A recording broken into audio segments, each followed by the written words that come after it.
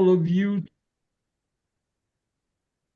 Thank you very much to all of you to be with us, and thanks to take part of this event that once celebrates the Older Person World Day. And I think we are all involved in this, not only for being part of organization active in this third age activities, but also because our argument of today is a little bit new in respect of other events in the past, because we have here the goal of arriving to write an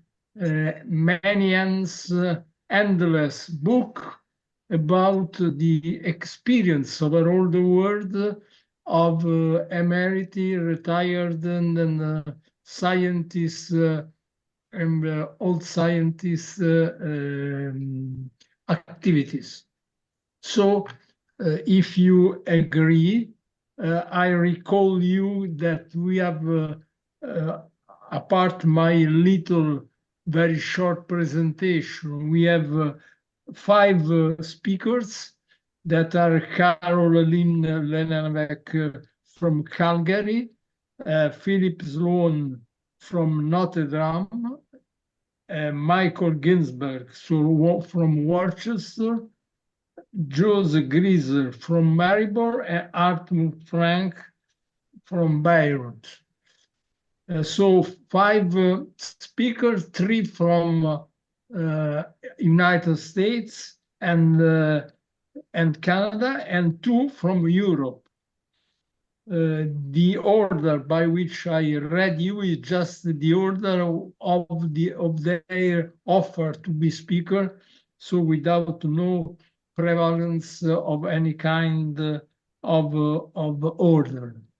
So if you agree, I will start with a little presentation from me, and then I'll give you the word to the speaker according the order I have read before. Anyone is agree? Can you repeat the order, please? Because I made a mistake with timing, and I have to leave at 7. Yeah, Caroline Lenavec from Calgary, Canada, Philip Sloan from Notre Dame, Indiana, Michael Ginsberg from Worcester, Joseph Grieser from Maribor, and Arthur Frank from Beirut. Okay, thank you. I'm just a presentation, but I have already said to you that this event is a little bit different because we won't arrive to have the possibility altogether of contribute to a many ends, endless book about the experience. So we don't speak about programs, we don't speak about ideas, we don't speak about proposals, but we speak about activities in course that we are doing as emeriti, retired scientists, old scientists. So this is the new engagement we want to respect. So let me say something about we arrived to this proposal. The competition between young and old, I mean the young generation and old generation exists from when the world exists. And this is very important because it's like an engine in our society. It's a model of what we call the social lift. This is very important. It's an engine of the society. So competition between young and old, young generation and old generation. This competition is already present in our university, in our research laboratories.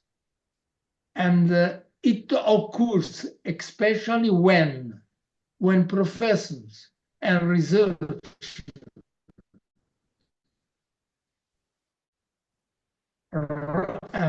reach the time their retirement, because at that point they must leave the position occupied and they are substituted by young people, anyway, by younger people. So we have a situation where some questions come immediately as consequence of this. The first one is there, I mean, of the emeriti, retired, and old scientists, is their working life to be considered concluded because they have left the position where they were during the work? This is the first question.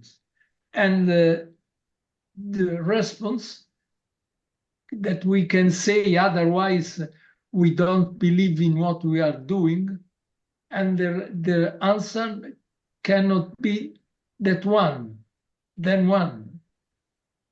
They must not consider it as concluding their working life, because they are resources that can be at the service of society, of culture, of economy. The second question that comes from this is, but due to their retirement, are they to be considered excluded from the services of the labs and departments where they were living, and not related to any involvement of scientific characteristic? We say also, we have also at this question an answer, that is, they should not be excluded. But at these questions, we have overall the world, as we have shown and demonstrated with our conference, with our meetings, we have a great variability of responses from the institutions.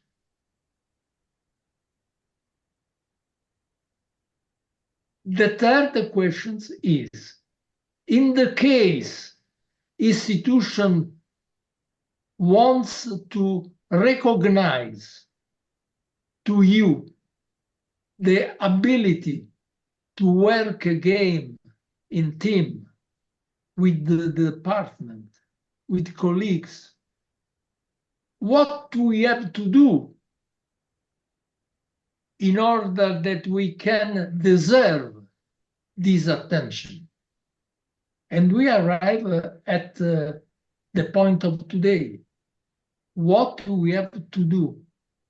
But many of us already are doing much. They are already working for the labs, for the departments, for the scientific team, where they were working before, and continue to be active. So you have a collection of situations that can be responding to a reality already existing. And this collection, what shows that with their activity, Emeriti retired all the scientists, open new areas of culture, open a space that are not covered by other. And I arrived to my case. Actually, I work in my department. Professor Galantini is the director. He has promised to me to be with us, but I don't see him. Professor Galantini, I was saying, is well convinced that I can really do something for the department also now that I am retired. And what I am doing, because I want to deserve his attention. I have looked in our department what, according to me, needed an attention not till now obtained. And I found that the ethics of chemistry, about which I worked since a long time, and I am very happy to have with us today Hartmut, that I consider one of the most friends to me. We have worked a lot in the field of ethics. But I see that in our department, 10 years ago, ethics was not practically present because there are many courses, many disciplines, many experimental labs. The possibility to extend activity to other fields, as for example, ethics of chemistry, was really very difficult. And so I decided to engage myself in this field. And now I am very proud to tell you that in the Department of Chemistry, 10 years after the beginning, we have a cycle of 12 seminars. This year, the students present at this cycle were 69. 69 students well available to listen about ethics in chemistry. That is a number incredible if we think that at the beginning, when for the first time this cycle was activated, the students present were 7. So I have found this field, and my engagement, my activity in the department is focused on this. So I can really deserve the attention that the department has for me, with the attention that I have for the department, and particularly for the students. So if we collect all these in a book or in something like this, in a document, probably the ideas are exchanged. And what I am doing now in Rome, maybe you can do Carol in Calgary or somewhere. Or Lorient. This is my little short presentation. And now, with pleasure, I am going to give the word to the speaker. At the end, we have surely time to a discussion where also what I said can be at the center of your observations. Okay? So we begin with Carol. Okay, very good. Carol Lim-Lenavec from Calgary, Canada. Please, Carol, the word Thank to you. you. Good morning, bonjour, everyone. I have dual citizenship, so I'm just back from Lorient in France. So I'm aware of how things happen over there with retired professors and here, and they're very similar. I'm hoping each of you are asking yourself, why is it that you're bothering to continue your involvement with the university or college? And I'm sure we'll come up with many different kinds of answers. But for many of us, it was retirement was required, not of our own choice. But we decided we would still stay involved. Okay. So, how do you go about getting involved? There are many ways. And I checked out with the retired professors here in Calgary and found out about what the Retirement Association could do. So here are some of the answers that I got.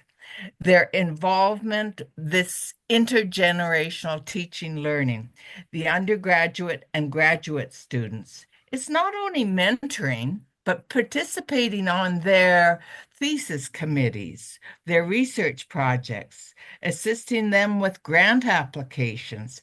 All of these are being done. And I want to see the Canadian government, maybe globally too, uh, give grants for students and new faculty who involve retired professors. I think it will happen. Certainly, new faculty, sharing of articles in their research domain. How do you go about getting that to happen? Well, some people, including myself, have started a peer-reviewed online open access journal so that publications are done for free, not $500 or $1,000 as in some countries. The development of mailing lists. We don't use mailing lists that often, and yet they're free of charge, at least provided by many universities to their retired professors. And that allows you to share a lot of information. Okay, so these are some of the strategies to stay involved with the university. Now, the importance of expanding this intergenerational teaching learning activities, or as the Canadian government recently put out a report on promoting and encouraging intergenerational volunteerism. A lot of our work is volunteers, and so let's see if some grants can be created there. So we need to follow up with our government about getting this happening. I'm trying to limit my presentation to just a few minutes because there's many others to come on. Being an informal ambassador for the university to promote community engagement. This whole concept of community engagement is not very popular, and I don't know why, but I want to see more collaboration between the university and their larger communities. We can have community engagement on campus, meaning the retiree associations invite the general public to attend their online sessions. Most sessions are hybrid, so some in person and, of course, joining online, free of charge, I might add. And also teaching the general public how to use different virtual networks and to keep up to date with them. It's a bit like the University of the Third Age that you have in Europe, um, or Link Ages. That's another big group that exists, at least here in Alberta, where even high school students get involved with some of the teaching learning activities provided by retired professors. Community engagement with the larger communities. One of the ways I did here was to develop a column in the Canadian University Press, University Affairs, it's called Academic for Life. So we can get publications from anywhere in Canada. Well, I'm even going to invite European professors too, and US professors, of course, to send an article for that. I think we can expand Academic for Life because that's what we are. We're all on long-term sabbatical for promoting that. Inviting retiree associations and local communities to participate in your retiree event. Yeah. I think that's all I'll say for now because I haven't really gotten over my jet lag. Okay. Okay. Thank you very much. Thank you, Carol, for your experiences. And I imagine you can send as you like, obviously, but you can send me a short resume of all what you said, because in the activities in Calgary, according to what you said, is on different aspects. So it's better if you all put in the same summary. Is okay? That's correct, yes, and that's my intention. Thank you very much, Carol, again. And we pass to the second speaker, that is Philip Sloan, University of Notre Dame. Notre Dame is a city in Indiana, United States. And so we have here his contribution. Thanks, Philip, and the word to you. Well, I'm very pleased to talk with this group. This is my first contact with this international group. I'm the president of the Notre Dame Association for Retired Faculty and Professional Staff. One of the issues that is just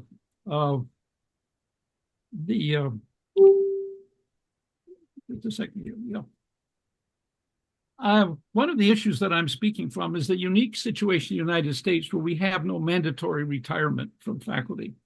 Since 1996, there has been no mandatory retirement age. So faculty can stay on, tenured faculty, till their 80s if they want to. And this is creating some interesting questions that are specific to the United States, but I think that there are some things that are also transmissible to other contexts that I'd like to talk about. So it raises for us the question of why retire? And there's all sorts of advantages of staying. And you have prestige as senior scholars, continuing access to graduate, undergraduate students, ability to direct doctoral research, keep your labs going, maintenance of campus office facilities, access to travel funding for professional meetings, faculty computer workstation replacements, which we get periodically, access to discount health insurance, regular salary increases, and lesson committee and service work. So I think all of those are questions like why retire if some age that we might see here. But there's also, and here's the disadvantages that of course we can all be aware of. First, loss of academic prestige, no directing of advanced students. You can't direct doctoral students. Loss of travel, internal research support, loss of office space, and regular contact with younger faculty and students, long-term financial concerns. Is retirement funding accumulated sufficient? especially with possible major healthcare needs in the future, and rising inflation. So we have health insurance issues, expensive premiums, loss of computer hardware, software support in many cases, access to secure websites is being restricted. And these are some of the immediate questions, but I think there's also structural issues that we're dealing with that may be particularly severe in the United States. And this is lack of positions for young PhDs. I've put here a 10-year summary from a 10-year chart from the AAUP that has shown percentages of faculty over this period of time. And I think one thing to see from those red bars is that around 62% of the faculty members in American universities are on contingent appointments. That means adjunct appointments. Sometimes that can mean just young people traveling from one institution to another, teaching part-time courses, having no benefits, having no tenure. And one of the consequences is that a lot of the young PhDs just drop out of the profession. They just can't take it. Whereas we see with the tenured faculty, the dark blue lines, that is still maintaining, and I think that's probably even increasing because we're seeing an aging of the tenured professors at this point.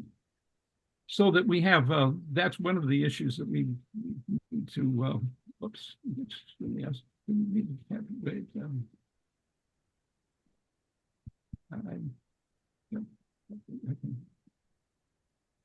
And what we've done at Notre Dame is in some ways to try to deal with some of this is what we have done is form an association. And I think this is kind of an interesting idea. We started this in the year 2020, and it is now an official organization under the Office of the Provost.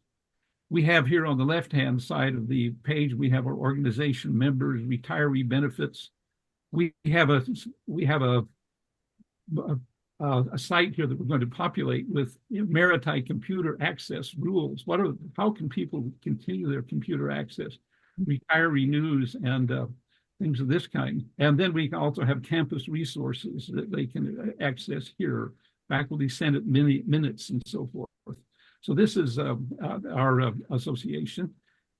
And then under members, under activities, we see that we can, their recent professional activities can be posted, listed here. And we have several of these people listing their work, both professional work, service work, community teaching, teaching in the prisons, and which we are also doing some of these and so forth. And then we have a members page, and each of these pages has a link to a website. They can also have personal biographies and things of this kind. And I think what this is doing is right now we have approximately 245 members of this community within our own institution, and which are what we can call active retirees. I think one of the things that what this is doing is encouraging and really trying to develop a way of developing some of the points that were made in the previous speeches, is how to, in fact, involve academic and emeriti faculty. I've taken from this article that by this University of California study about thinking about retirement, two possible dialogues that I can share here. On the left, we have an academic administrator who might say, I hate it when faculty refuse to retire, especially when they were just doing the same old-fashioned research and teaching like they've done. If they leave, we'd be able to hire new faculty. And of course, that's an American problem. Compared to this on the right, sometimes I can hardly tell the difference between our active and retired faculty. Faculty see retirement as a new phase of membership in our academic community. Some faculty are actually retiring a little earlier. Then we might say a late career faculty member, someone who's thinking about retirement. I really wish people wouldn't hint around that I should retire. Yes, I'm getting tired of teaching some old courses, but long-time research continues to be satisfying. I can't imagine not being a faculty member. He doesn't know what he would do. He said, maybe the health won't hold up, but nonetheless, he wants to keep going. Here is another kind of way. Retirement isn't a bad word after all. I used to dread the day when my colleagues would start hinting about when I was going to retire so they could replace me with someone younger.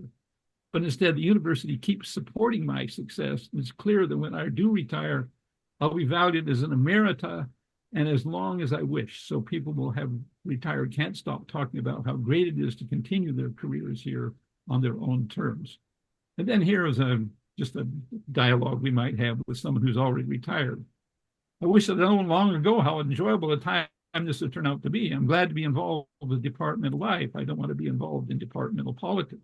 But I'm sad that people don't seem to know how much I continue to contribute, and often I feel left out, almost invisible. Here's another view. Finally, the university is not only noticing all the great work that my retired colleagues and I continue to do, it's also bragging about our new discoveries and its glossy publications. My department makes me feel like a valued colleague. And sometimes I actually get asked to do more than I would even want to do. And I think we had some examples of that in Luigi's discussion. It's a problem I feel grateful to have, and this makes me feel even more loyal to this great university where I've spent many years doing what I love.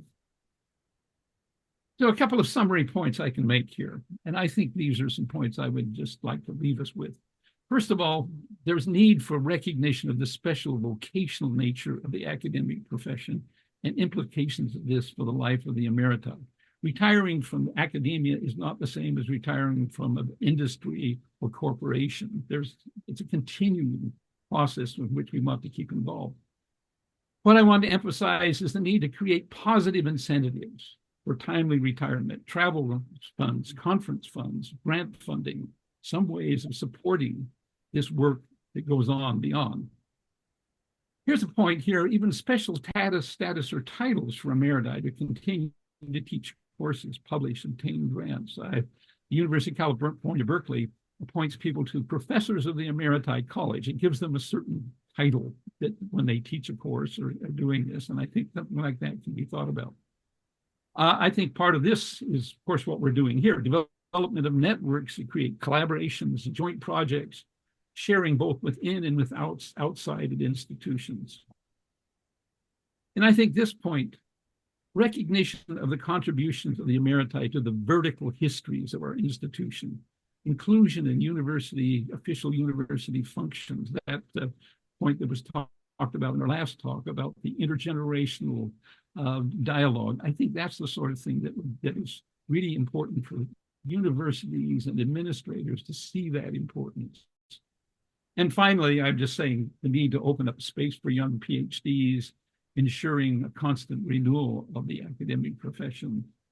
And I think with that, I'll just end with thank you for the Emeriti Network, to the Office of Provost here, and the directors of our Notre Dame Association for Emeriti Faculty. Thank you very much.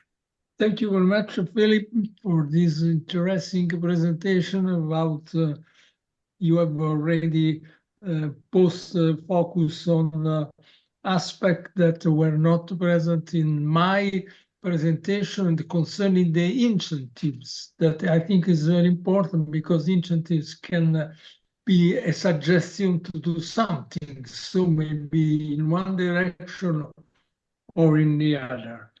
So we arrive at the third speaker, that is Michael Ginsberg from Worcester, United States. Thank you, Luigi. Good morning or afternoon or evening, depending upon where you are. So let me start by saying I never expected to retire. I just thought I would keep on doing what I was doing. One of my friends who, while I was on the East Coast, he was living in Colorado. He said, you could come out here and we could hike every day in the summer. We could ski every day in the winter. He said, sounds good for about a week, and then I'll be bored. And so I did not have a plan for what I was going to do. I will say that my career is more in the academic administration side than as a scientific academic. If I look back, 35 of the 45 years of university employment were spent with some type of senior academic post, a senior administrative post. But when I did retire, I said, look, what do I have and what can I do with it? And I said, as a retiring faculty member, we have experience, we have wisdom, hopefully, often judgment, at least in my case, more patience than I did in the past. And we have time which we can allocate in ways that we wish to. And so I took on a number of activities. And I know mine are not all institutionally based. In part, that may be because in my career, I worked for 8 different universities as a full-time faculty member, in addition to starting a couple others. But the 4 things that I am currently doing that I find that are very rewarding and are available. One is I still am doing some teaching.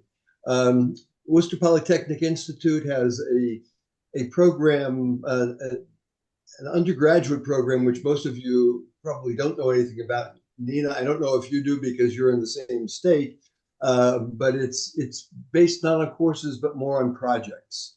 And the students have to do these very significant projects. They divide each semester into 2 halves.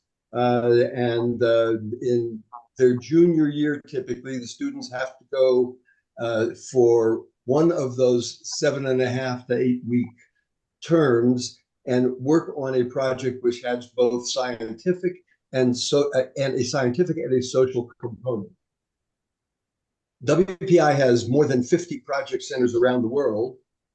The students go to those project centers for that full 7.5 or so weeks. So as I keep explaining to my friends, I have the real hardship duty this year of between mid-October and mid-December. I have to spend the entire time in Prague with 27 students. I know, I'm sure it is a real hardship. And they are working on fascinating projects. So that is one thing. Obviously, not every institution does that, but I think there are opportunities to continue teaching if one wants to. The other second activity is mentoring faculty. And if you were on the call, Josie, when was it? In February or April, Dick Hackathorn talked about mentoring faculty at the University of Colorado. AIS, the Association for Information Systems, has started a program where they get older folks like me to mentor young faculty. And so I now am meeting regularly with a young faculty member in France and discussing with her all of the issues she's seeing as a young faculty member, which brings back memories, and it also makes me see how much harder it's gotten over the years. The third type of activity is consulting, and then this may be sort of particularly relevant because of my administrative experience, but there are lots of institutions which have difficulties. In the U.S., we have much overcapacity in higher education, and if you look at the statistics, we lose about 2 institutions a month, and we are trying. I've got a small consulting business. 4 of us, 3 of us are retired deans, provosts, or presidents, and we are working with, and the other one's an investment banker, by the way. We are working with institutions on developing partnerships and possibly mergers or acquisitions. And then the fourth area where I find I'm able to apply my skills is in volunteer work with nonprofit organizations. I'm currently the president of my synagogue in Boulder, Colorado, which I found fascinating because it turns out that exactly the same set of issues plague religious institutions as plague universities. And as president, it seems just like being a dean. It's a combination of trying to run the place a little bit, trying to raise money, and trying to deal with all the HR issues. With that, I'll say I've found that there's lots to do. My friends say that I have failed retirement, which I say gladly. And although since I'm learning Czech, I say "rad." I think I'll stop at this point. Thank you, Michael. And just privately, I say you that I responded your letter. Okay, thank you very much. So we arrive at the fourth speaker, that is Jose Grizer, Maribor, Slovenia. So the word to Joseph, please. Thank you, and best regards to everybody in this group. So nice to see you, and no need to travel to see you and listen to you. That's wonderful. I would like to address an issue that we discovered some 4 years ago. And the problem is that retired professors are losing university email account when they retire. There are quite a number of universities which cancel the email account of a professor on the day of retirement. And this seems to cause a lot of problems, which are not just personal. Individuals are lost because they were supported by technology. Now, all of a sudden, it's gone. But I think it's also lost for university and the society. So let me define the problem. In some universities, retired professors lose their university email account upon retirement. This is not about they cannot use internet for email, but university email account in something special, which is often, this is what we discovered, hidden from the retirees. Don't worry, you can use Gmail, you can use whatever you want. Be happy.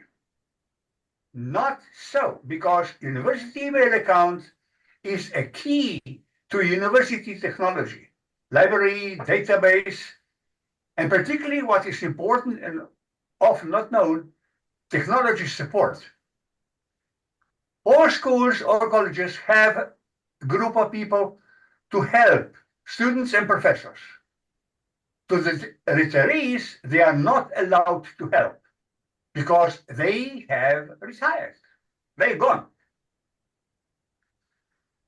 Let me make clear, this does not apply to professors emeriti who, after retirement, retain their university email account as a privilege granted by their status. But this title is awarded only to a small portion of retired professors. Desired solution to give a perspective is all professors who want should be able to retain their university email account upon retirement. A retirement in university is not the same as retirement from company or public administration. It's different. And this, I believe, should be something we can go after. Regarding retention of university email account, there are significant differences between universities in US, Canada, and Europe. Universities in Europe are less favorable to retirees. Someone has suggested they are named user unfriendly, age unfriendly. There are several reasons why this could be viewed as a form of discrimination. A year ago, I would be anxious about use the term discrimination. I'm no longer so, because on one side, I can see how discriminated some people are.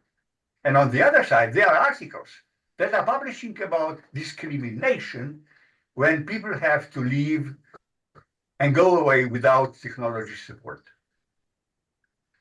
Retired professors in Europe are in a worse position from their colleagues in the United States and Canada. As this is a shame for them, their universities and society, we are working to improve the situation. And basically, the resolution of this problem is quite simple. don't distinguish retiree with and without the status of emeritus. Leave it the same. And as it can work for part of people, could work for the rest as well. Here I come to the associations. For example, Notre Dame. I was reading about what they're doing, what they're planning to do, and this is something what we would like to use more. The role of retired or emeriti professors associations is to offer opportunities for continued academic engagement, networking, and social activities. They can play a crucial role in supporting retired professors' rights to retain their university email account upon retirement. Associations can help. And here is a problem. They are well-organized associations of retired professors in US and Canada, and practically none in Europe. We are looking for them. Well, it may be they have association, but it's not published. We cannot find it. But basically, they don't have. It seems like there is an impression they don't need it because they are gone. They are retired. And sometimes it seems it's like they are, at the cemetery. In the interest of those retired professors whose university email accounts are terminated upon their retirement, the associations are called to help stop this unfair practice. This is not in accordance to the 21st century, the role of university as we could understand, and the role of information technology in the more and more digitized society. So universities, being so retirees unfriendly, are really not giving an example of what and how universities should behave. Luigi, as we discussed several times already, we are coming to a major ethical issue. Is it ethical? Legal? Of course it is. Universities are autonomous. They can do whatever they want, whatever the management administration will decide. Is it ethical? Is it honest? Is it practical?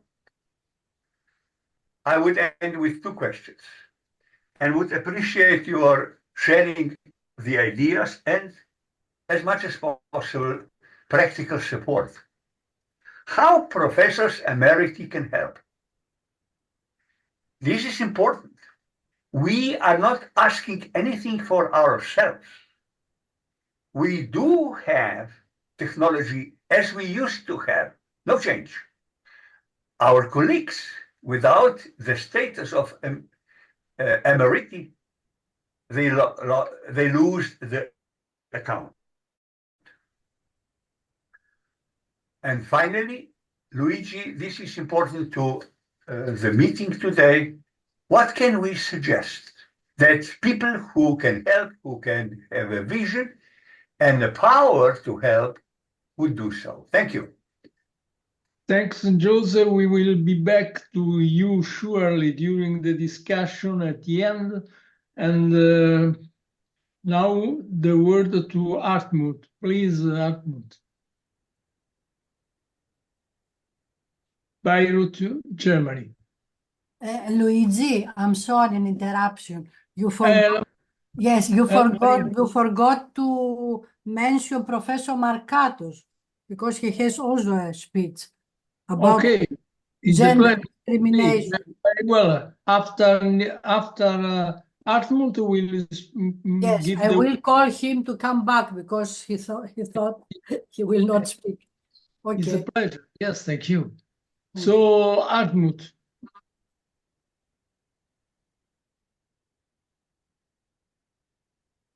Hartmut?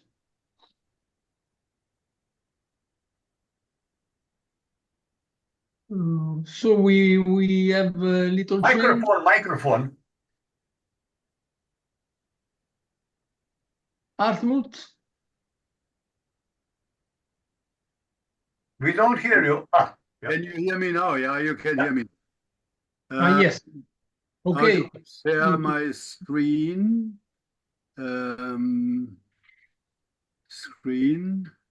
Share my screen. Well, thank you very much for this invitation. I would like to cover this in some way in my own history. When I was starting to study chemistry, for me was chemistry something which was, so to say, can you see this now? Yes, we can see. The slides, yeah. So Yeah. there we are. I'm not so familiar with these technological gadgets, but I'm learning by doing, you know. Yes, okay. It's okay. Well, it's working now. I can see.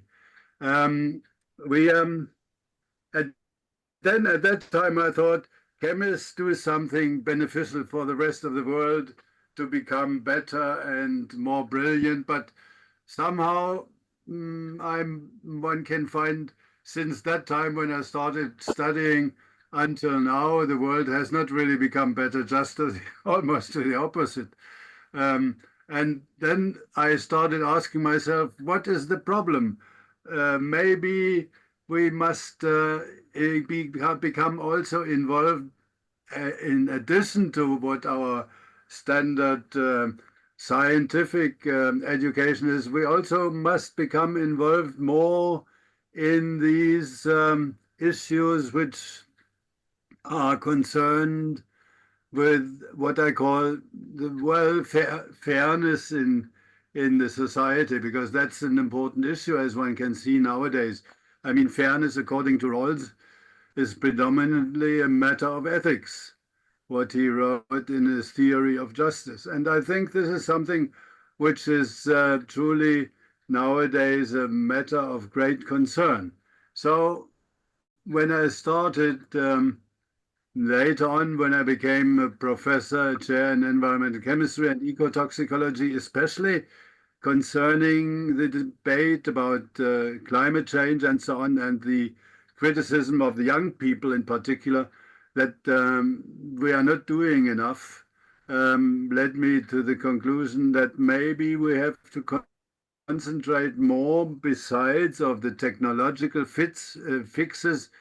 We have to concentrate also on the mind and the empathy of learning by doing that in science. So that was the reason behind my later activities since my retirement in 2008. So at that time, we started to, together with Luigi, by the way, also, the European Chemical Society Working Party on Ethics in Chemistry, because that was something which I think is important for everyone almost in any type of technology or science to consider at the same time.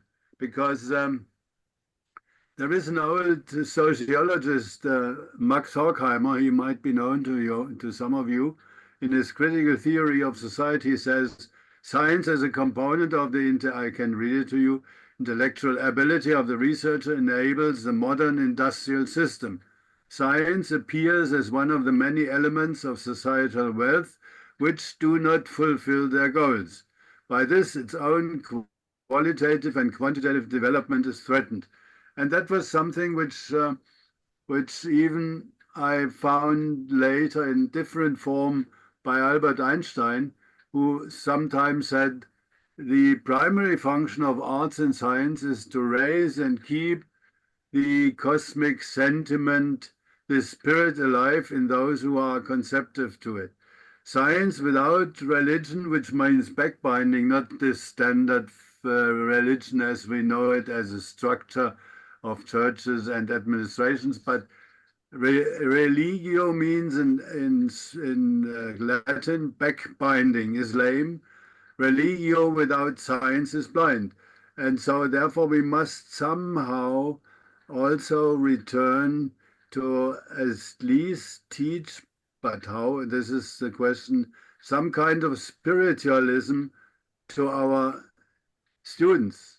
And that was one of the driving forces what we I started to think about, and also found others like the former German, the GDCH is the president of the German Chemical Society in 98, 99. He already wrote a book about business ethics. So this feeling was in many colleagues that there is a need. And also the famous Edgar Morin, a great example of one of the intellectuals who are growing old and still are active even at the age of over 100. So this is something which, as I said, old age can contribute. I think we are in the right position to ponder about this, what we are doing and how we can, with it, indeed prove the world as we have seen it. Edgar Morin already in 1999 published a UNESCO book, and then it was issued by UNESCO in 2001, 7 complex lessons in education for the future. It's a brilliant component of the various, you can see even the 7 complex lessons. He has now recently converted that in YouTube contributions, the 7 complex lessons. I find it extremely powerful and very useful for teaching. We started to get, after I had retired in 2008, we started that in Bayreuth and the Castle Turnau on the 22nd of July 2011. And here you see the program Chemistry and Ethics. It was a seminar in the elite study program Macromolecular Science. And that was the first attempt, together with Francesco Dondi, who is the late Francesco Dondi, who isn't with us anymore, at the University of Ferrara. Later, he organized a subsequent conference. He gave a lecture on ethics in chemical education towards the culture of responsibility. And Jan Melich, who is also in our group, was since the beginning in our group was social and ethical implications of science and technology. Luigi, he was giving a lecture on chemistry and bioethics, contribution of chemists to solve bioethical problems, and so on. And this was followed up in 2000, that was preceded in 2007 by a conference where also Luigi was contributing. You see his picture there at a younger age. At the ethics in chemistry and education. At that time, it was clear already that education is something which we have to confer to the younger students. We tried it in various levels, but as you know, you have chemistry faculty or science faculty colleagues, they always tell you there is not enough time. We don't have the slots for giving such lectures and so on and so on.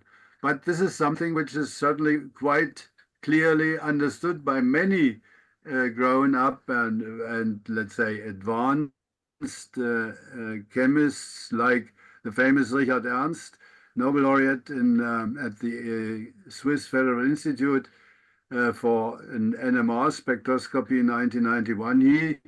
He coined at that first meeting in Bayreuth that sustainability is at first a proper mindset. So coming from the concern about what's going on in the environmental development, this is clearly an issue. We have to look at more detail in how can we influence and how can we teach young people to understand that sustainability or protection or climate change or whatever you call it is not only a technological fit, but it's also a change in your mindset of the people involved. And therefore, we were continuously, like Luigi in Rome, struggling in order to get this organized and accepted by these our colleagues who are more, let's say, technologically oriented or scientifically. Science is good; it's important to have that, but it's not sufficient. Fortunately, this is now gradually developing in our university. So we have now a young professor, Mrs. Johanna. What's her last name? I can't see her. Johanna Thoma. She is on the intersection between philosophy, economy, and ethics, and we are just in the process of establishing also scientific curricula involve students to become compulsory for students of science to participate in this coursework, because I think this is something which took a long number of years, but it's gradually developing also thanks to the various teaching programs.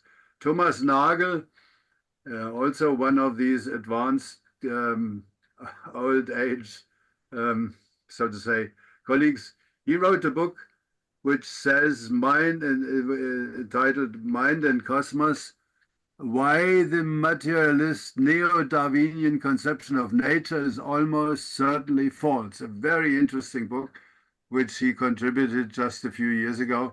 And I think this shows the power of people in their advanced age, how they can contribute to promoting this idea. Finally, why is this project, for instance, of climate change moving forward so tenaciously? Perhaps for the same reason. It is because the battle, we are too much distracted by our daily life, and we do not really concentrate that we have deep in us to look at our, let's say, spiritual connection into nature in order to understand what is going on. So this is my contribution, showing that old professors can do quite a lot. And as I showed in the beginning, this symposium, Ethik der Chemie, is just a process which is going to be implemented in by the German Chemical Society as a compulsory slot for master students or postdoc doctoral students. So, I mean, gradually we are moving there, but it was a long story since 2008 or so up to now. And so we are talking about 16 years. Such processes need a lot of efforts and time. We are many of us here around the globe. I know there's some colleague didn't understand. I didn't follow. I didn't recall her name at Notre Dame University, who was with us some years ago, and I'm very positive that with our joint help, we will drive this forward. And this is something which we can still contribute to society as a whole. So this is a duty or a task for us as retired professors, which I believe is one of the major contributions we could make. Thank you very much. Concerning the situation here in Bayreuth, I have no problems in being still. It's in Europe.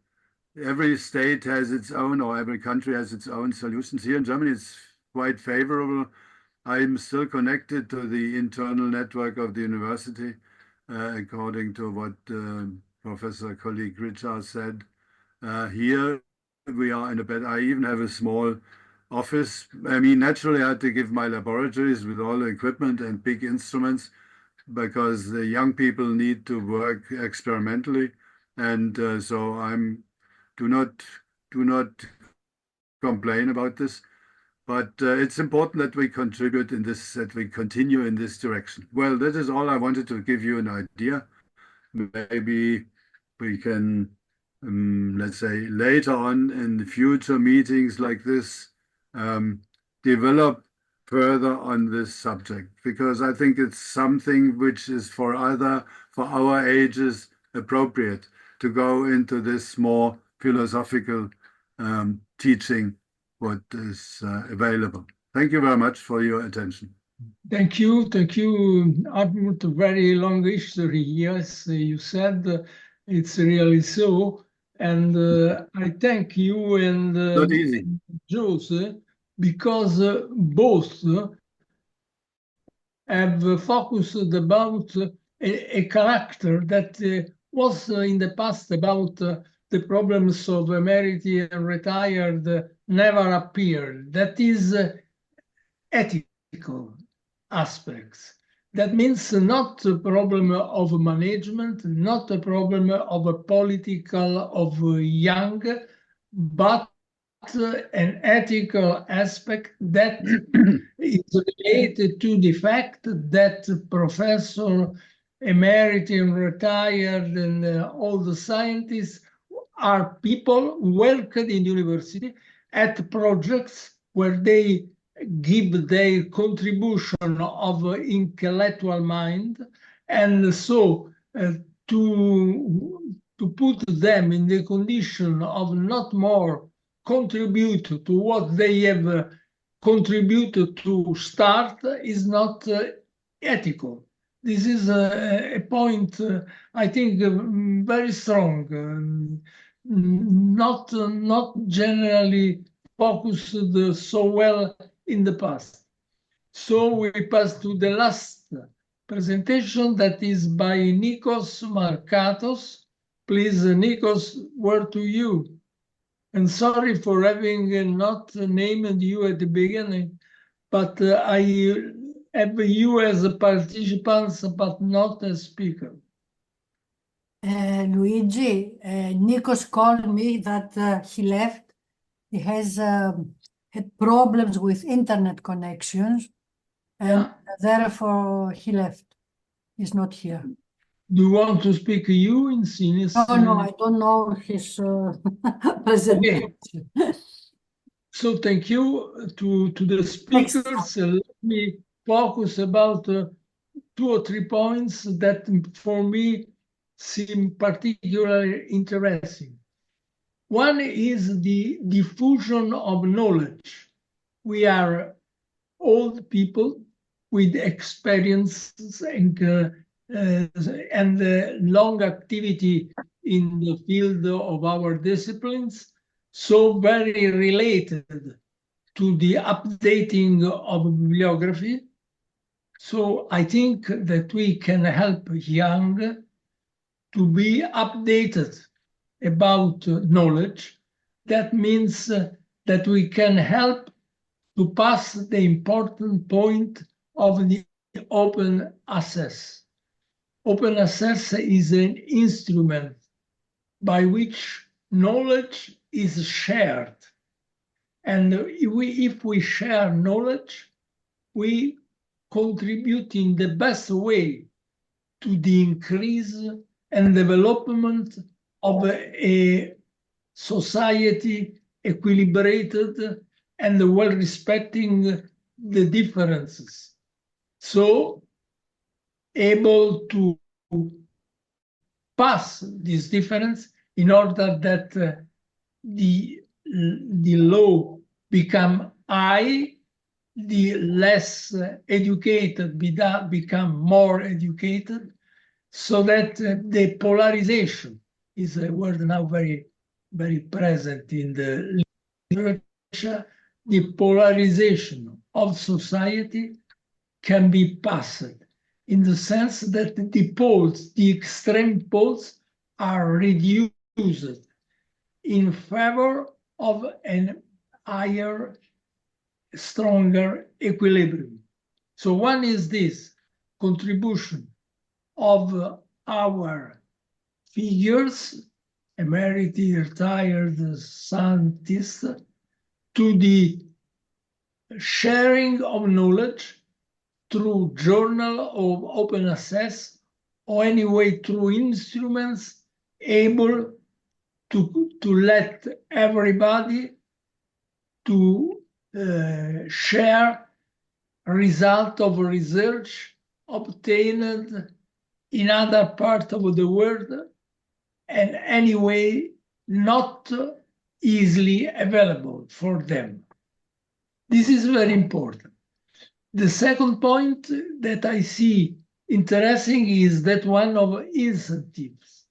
I mean that the retirement can be an instrument of program of the university development. So maybe in some cases that the retirement can help to organize better some fields, some departments. So maybe that in some case it can be used retirement as an instrument, but this needs incentives. And it is very important to relate the incentives to what the professor, the considered professor, has done during his her activity. The third point is what I said at the beginning, that is the ethical character of our programs. We are generally speaking about the need that university emeriti professor retired and that old scientists can continue their activities because they contribute with their intellectual capital that is mind to development of a project. In some cases important. So they must be maintained in the condition to do this in the interest of the society. And this means behavior of the single in comparison with the interest of a multitude, in this case of society. And this is an ethical point, because ethics is the science of behavior, as our ancient Greek said. So these 3 points I want to leave at your discussion. That is open access and sharing of knowledge. That is incentives as an instrument of programs. That is ethical character of the problems, of the correlation between young generation and old generation, from which I start. So who wants to speak can raise his hand, and I give the word. Well, yes, please. I have. So in answer to Carol's question, why are you bothering to continue with the university? I mean, this is a really good question. Look, in my case, I decided that I wanted to do something quite different. It's actually very, very hard to leave the academic world entirely, I found. So it was a bit of a grey area, but it's a really good question and it's worth asking. I think to leave the university and all of the privilege that you had, for example, with access to the technology, the email account, and particularly the digital libraries these days and the databases, you have to be prepared for that. And you have to, if you want to continue to have access to those things, I think you have to have some good strategies to have alternatives. It took me 10 years, fully 10 years, to get rid of my email connections from my university account. So if I had have known how tightly this was interwoven into my life, it would have made it a lot easier. But look, that's the choice I made, and I still am connected in some degree. As I said, it's very hard to leave all that entirely behind. Interesting to hear your stories. Okay, thank you very much. We collect some questions, and after we give the word to the speaker for the answer. So, Lucia.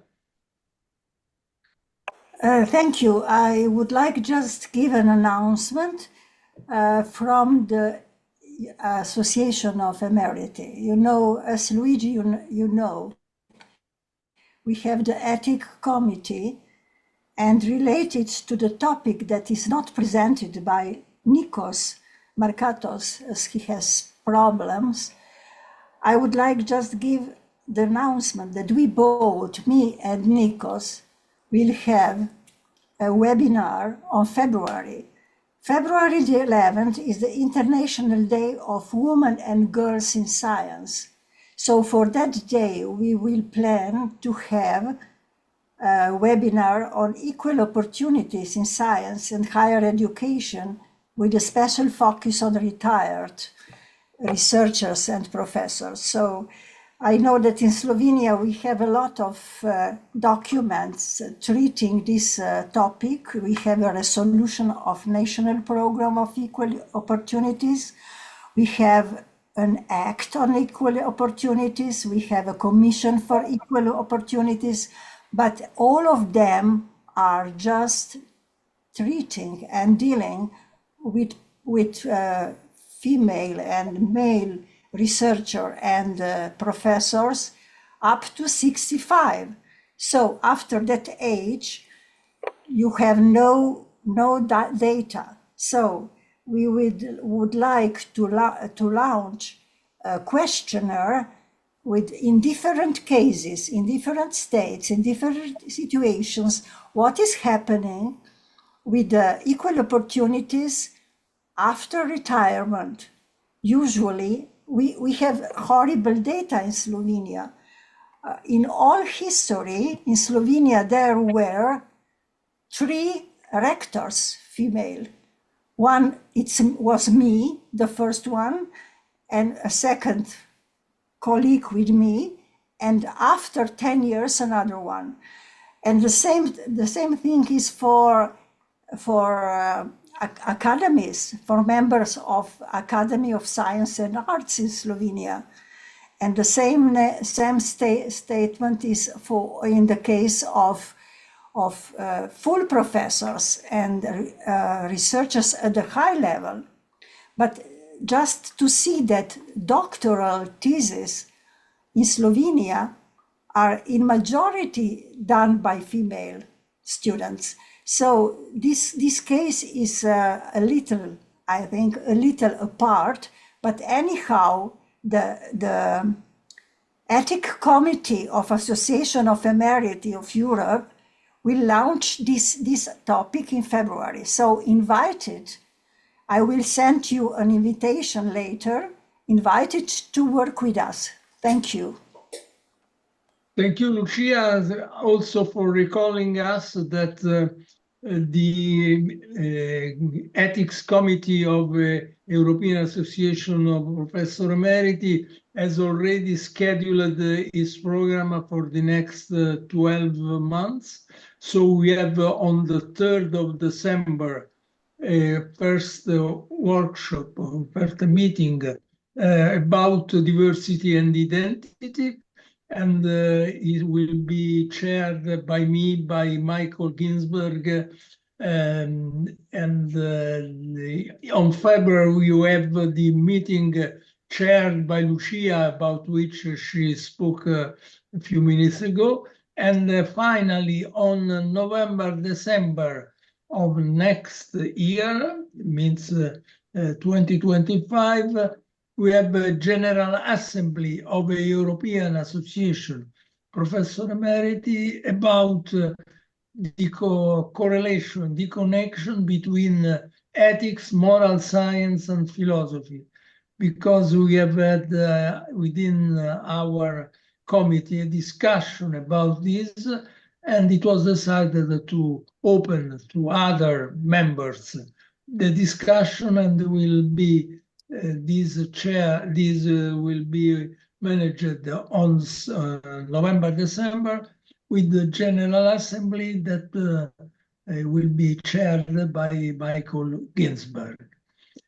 So I give the word to Carol to answer the question of I before. Carol.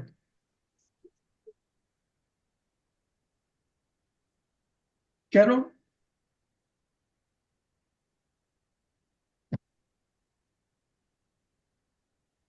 No. Okay. What was the question? Yeah. Carol, there was a question for you. Yeah, I'm sorry I missed it.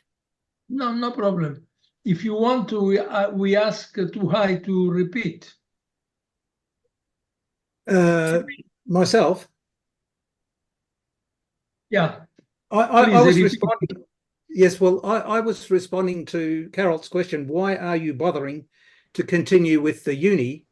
And while I understand that it seems to be a natural thing to continue, and there are some compelling reasons, as Jose in particular has commented upon, access to the library and the digital databases these days and so on. It's very, very hard to, or actually very expensive to arrange privately, and most public libraries don't have that. You know, you'd need government libraries, or universities is a place where you find that anyway. So that's a very compelling reason. But there are also good reasons for another change. And I mean, I guess in my case, the answer was very different to most of you. Yeah, so it was a great question, Carol. Thanks for asking that. Can I just comment? Yes, that's understood. But this applies primarily to Professor Emeriti. The continued involvement of continued service, IT services, library, parking, and so on, but not to non-emeriti. So that, you know, I was wondering how many of you here are non-emeriti? We all are, right? Well, Carol, look, I don't think it's as simple as that. The arrangements are very different worldwide, and certainly in Australia. I mean, most of you, well, no one else is from Australia other than myself. And in Australia, the situation is quite different. So even if you are of emeritus status, and yes, you do continue with that privilege, there are still quite serious responsibilities. And if you want to be entirely independent and free to criticize, for example, your former university or your current university, whichever way you see it, then that's a bit inconsistent with the emeritus status or accepting that. So anyway, it took me a long, long time, a full decade to extract myself out of all that. But look, Jose then asked the question: how can emeritus professors help, or how can we help? Maybe the answer could be in establishing a university like an educational institution. I like this idea of the Emeriti College that was mentioned by Philip Sloan, and this does not necessarily need to be tied to a university. This could be independent. And Jose, together with Luigi and Alexander, worked diligently in the organisational aspects and so on. So we've got with them, and maybe others as well, the capability to organise the equivalent of a worldwide Emeriti College and arrange email accounts through that, perhaps. By the way, there's another really important reason to have a university email account, and that is that you can get educational discounts for lots of things, including software apps, and they can be 50 or 40 or 50 or 60%. Thank you. Yeah. Thanks, Rahim. Carol, you want to speak? Yeah, I agree with all of that, but I'm just wondering for the little people, non-administration, non-Emeriti folks. How could we help them continue, as Luigi says, to have access to university things? I did have a question though, but it can follow it can follow Harmut's. Thank you. Thank you very much, Carol. Yes, please, Phil. Yes, okay. Well, I just to follow up on that question, we're dealing with the problem here, and I think this has to do also with the issue that was, I think, particularly important for Jose, and that is the continued computer access. The problem we're running into is with all the new security concerns, the university doesn't want older computers on accessing their secure websites. And this means computers more than 5 years old are considered to be, undesirable. So we're trying to work out a way in which we can possibly work out some way of allowing Emeriti to replace their workstation computers so that they can do that. It's also requiring, I think, a double level access password to be able to get into these systems. And we're working with that. We have a very helpful Office of Information Technology that is actually working positively with this. And we're also getting support from the provost. I think if we can get access and actually support from upper level administration, it's really important to be able to do that, to see the importance of that access for so many Emeriti, not to be simply cut off at 65 or something. And also this will enable them to do their work. But there are these larger issues of security that are concerned to the university. So we have to try to resolve those problems well. But I think that in some ways we're working on that here at Notre Dame, and I know other places are too. But I think it's a very important, pressing issue right now for a lot of the I'm dealing with. Thank you, Philip. Anyone? Yes, Hartmut, please. Yeah, I think we must remember that every country and even within Germany, you have differences in the various universities in their structure, in their status, how they are dealing with this problem. It's not that we can give an average assessment of the worldwide university retired people. In some universities, it's different. I mean, in my university, for instance, I just continued teaching until I was 75, and then gradually I phased out. I'm still connected to the system, and in other universities they might be more restrictive. That depends even on the rector or the president of the university. He decides more or less what is done, and also the faculty deans, they together. And when you are of use for the university, they keep you on the board because they need you.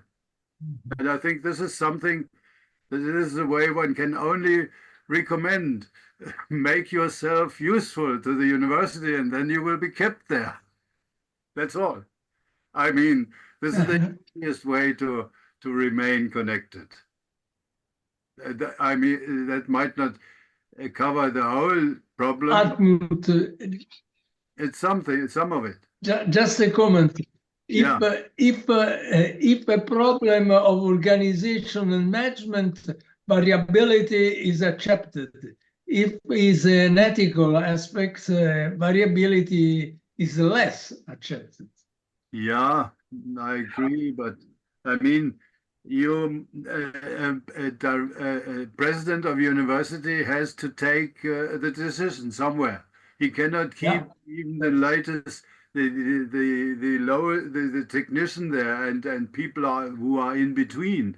You have to have a cutoff point where you say these people are accepted and those must be, let's say, retire completely. So I think it's not so easy to give recommendations in general modes. For instance, Mr. Dreyer, when I had the great pleasure to have a scholarship at the Australian National University, in School of Chemistry, and I saw that even Adrian Albert, who was a very old person at that time, was still retained for a long time. He had an office and he used the library and so on. I think that even in Australia, the situations are, let's say, variable depending on which university you are. Isn't that so? Yeah. Yes, it is. It depends on all individual circumstances. Look, fundamentally, I think it has to do with, as you're saying, Hudnut, the value that you can provide to the university. And if you can provide value, then they will continue with the arrangements.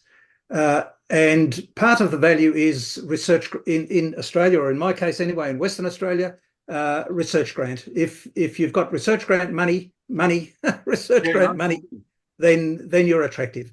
But look, there are onerous obligations as well. And I think just a short time ago, it was raised to do with the technological requirements, the security and so on and so forth. There's a lot of legalese and bureaucracy in my former university, which is almost unbearable. That's everywhere. Okay. Well, thank you. So nothing else more? Yeah, Gregory's had a question. Yeah, thank you. First of all, let me say how much I enjoyed all these presentations. I really looked at the ethical problems from a lot of different perspectives. I mean, when we started this group several years ago, we started with the ethics of how can we contribute to the greater good of society when you are retired or May I interrupt, Gregory? Where are you from? I'm from the United States. Which university? Cleveland State University was my final my final appointment. Okay. Thank you. So Philip's presentation, I think, highlighted something that I've been thinking about for a long time. That is, the situation for emeriti professors in the United States differ greatly from those in Europe. Because in the United States, universities may not force tenured faculty to retire. So the ethical context is somewhat different, and part of the ethical context is making sure we provide enough positions for young faculty to start their careers, because so many young faculty, as Philip said, are dropping out of academia because they can't find positions. Whereas the emeriti faculty still are pretty much allowed to participate. And in terms of Helmut's presentation, which I really enjoyed, and his collaboration with Luigi about the ethics of chemistry and science and so forth, I started thinking, you know, when you're a young researcher, besides teaching, your main goal is to establish your reputation as a researcher and to make contributions, which means often becoming more and more specialized, more and more focused on specific technical or philosophical questions that you're working on, and not having the time and energy to step back, as you have, Helmut, to say, wait a second, there's a bigger societal context for our research. And there are larger questions that need to be addressed. So it seems to me this is one of the perfect areas in which emeriti and retired faculty members can contribute, both in Europe and the States and Canada and Australia as well, is that we have the time and the experience to step back to look at the larger picture. And the other thing, I was really delighted. You're probably aware of C.P. Snow's famous essay about the two cultures. the science and the humanities, and so being. But it seems to me that you and researchers like you are bringing the two cultures together in ways that are extremely important. And I know some universities are now creating majors which try to do that as well. And so it seems to me the new divide, at least in America, is between pure science, pure philosophy, pure humanities that seek truth, and careerism, in which students come to the university not to learn, to expand, and to face the larger questions, but simply to get a well-paying job. Yes, exactly. I fully agree with you.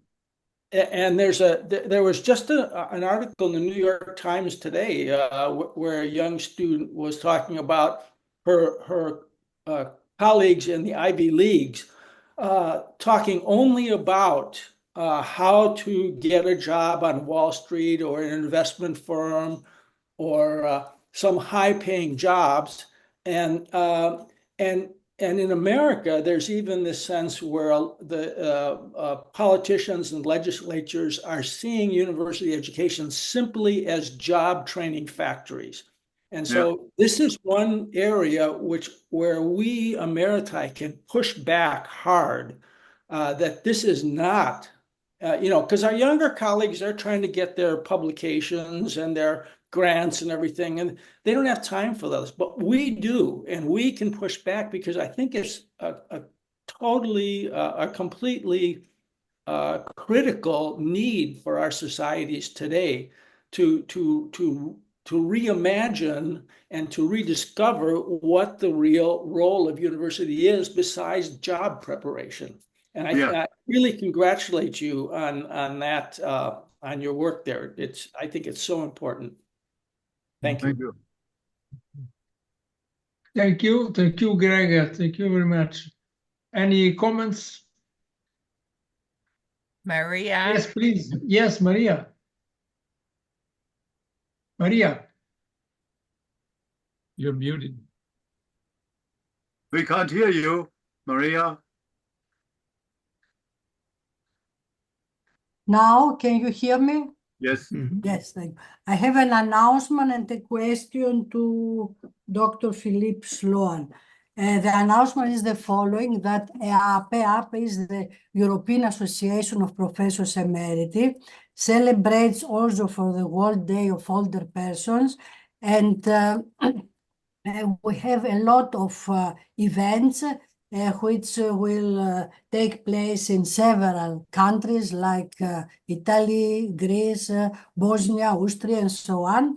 And I sent the newsletter with all these events to Professor Gricard, and we will be very delighted if you could send to the participants this information in order to be also informed.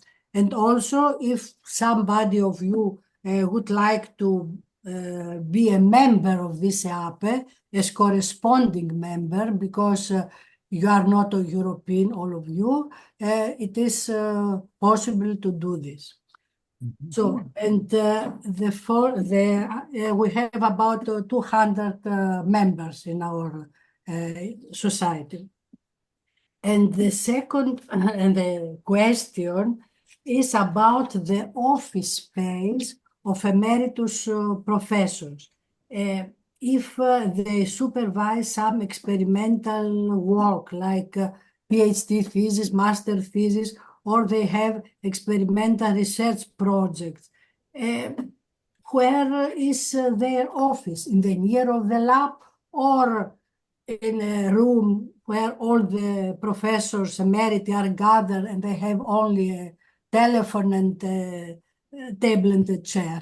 This is because it is very actual, this question for our university, because they want now to do this last possibility, and we are not, we don't agree with this. I don't know if this is a problem of qualitative and quantitative service available to us. So Phil, do you want to speak? Well, I would really, I think that would be interesting. I would want to find out more about this European society celebration you mentioned, Maria, and Yes. Because I think that it would be useful for us to get that perspective here in the Yes. United Yes, States. if you send me your emails, we can send you all information because we have also active website and it is renewed. I can do this. I think you can see that, one of the things we've been actually fairly successful at doing is slowly but gradually getting this developed into an actual association. And one of the things that's been most important for us has been a small funding from the university to support a webmaster that has designed to help us design this and keeps it current so that we keep information regularly flowing rather than letting it go obsolete. And I think that's been a very useful thing, and it's not a big expense for the universities. And I think it's so much of it is getting the universities, and particularly upper level administrators, to see the importance of the Emeriti as the vertical history of the university, the memory of the university, the place where there's some resources here. And I think we're making some good progress on that at Notre Dame, but I think there's a long way to go. We don't have a location, a social space, you might say, in a physical space. But I think there are just different ways in which we can begin to really develop this. And I think once it's recognized that, as I tried to bring out, that if administrators realize that there is an enormous contribution that is being made by the Emeriti retired faculty, both to the community, to service, to the university, to scholarship, engagement. And I think there's too many middle-level administrators who think of it like a bank. You retire at 65, we give you a party, and you go play golf. I don't think that's clearly any understanding of the academic profession when people think that. And I think it's changing that perspective. And I think we're having to learn, because of our non-mandatory retirement in the United States, we're having to learn ways to encourage people to see that there's something very positive about the retired state and taking timely retirement and opening up the bottom for our young scholars, which we need so much of. Yes, because in our university, emeriti professors bring the research project because we have the connections abroad with other professors in other countries, and the young professors have no these connections. Yeah. And we lose our space or telephones or emails and so on, and it is not fair. Yeah. Yes, thank you. Thank you. Let me be the annoying chair of this meeting. So I want to recall you that I expect from you a short report about, this is the point, about what you are doing. That means not will do.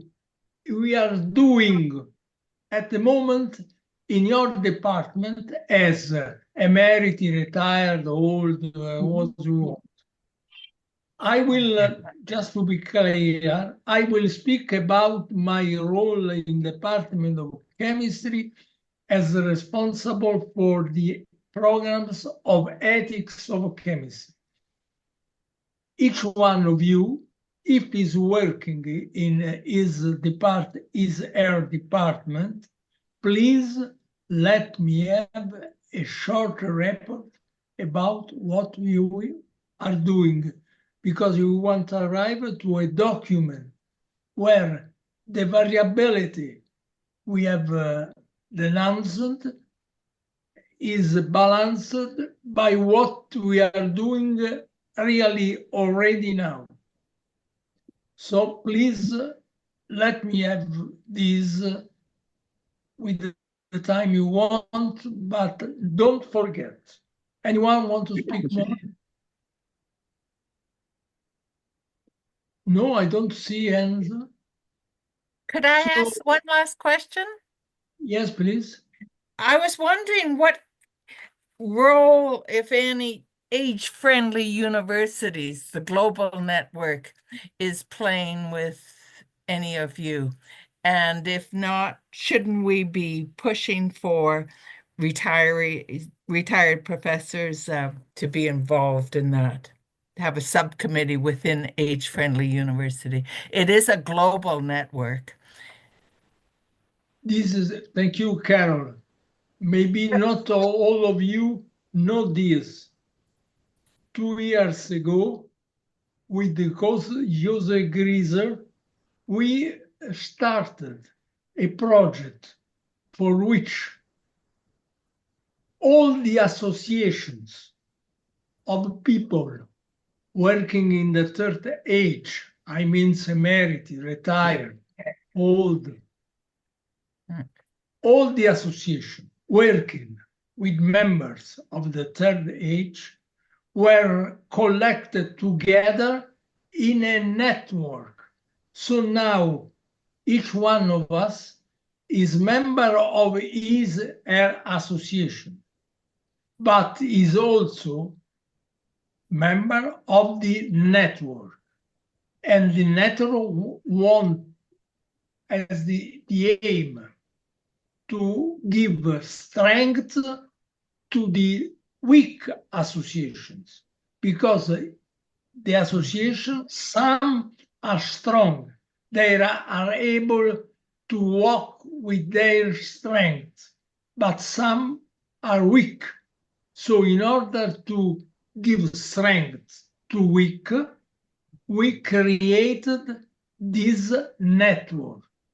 So any one of you who is working or is active in an association of third age culture, so this is the limit, third age culture, that means research, science, university, as you like, is begged to try to aggregate this association to the network in order that the network can be increased in the future.